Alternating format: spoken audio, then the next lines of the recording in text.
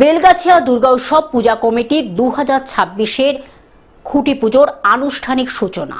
শুভ রথযাত্রার পুণ্যতিথিতে সুষ্ঠুভাবে সম্পন্ন হল বেলগাছিয়ার সাধারণ দুর্গা উৎসব পূজা কমিটির 2026-এর খুঁটি পুজো।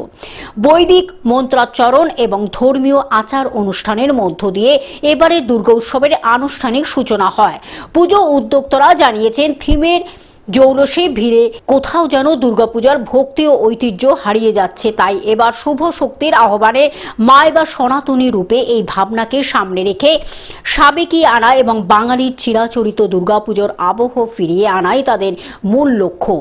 বিশেষত্ব মণ্ডপসজ্জা বলতে আমরা যা বুঝি, যেটা থিমের নামে ছেলে খেলার পর্যায়ে নামানো হয়েছিল, এবার সনাতনী হিন্দু কোনো মন্দিরের আদলে বেলগাছিয়া সাধারণ সাজতে চলেছে।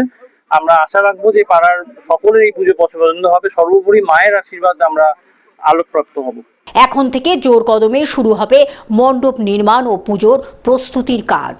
মানে হিন্দু মতে বা আমরা ঘরের মেয়েকে ঘরে অভ্যর্থনা জানাই। মা আমরা দুর্গা পুজোকে মা উমা বাড়ি ফিরছে, এটাই আমরা শিখে এসেছি। কিন্তু এই প্রতিযোগিতা, পুরস্কার, থিম এর দৌড়ে কোথাও না কোথাও পুজোর যে মাদকতা, পুজোর যে সবাইকে নিয়ে ঐক্যবদ্ধভাবে যে পুজোটা করার যে উৎসাহটা, সেটা কোথাও না কোথাও হারিয়ে যাচ্ছে। আর তার থেকেও বড় কথা হয়ে যাচ্ছে, পুজোর একটা কিছু বিশেষ রীতিনীতি থাকে, সেই রীতিনীতিটা পালনের প্রতি গাফিলতি কোনো না কোনোভাবে সব জায়গাতেই চোখে পড়া যায়। কলকাতা থেকে অনির্বাণ দত্তের রিপোর্ট, গ্লোব নিউজ।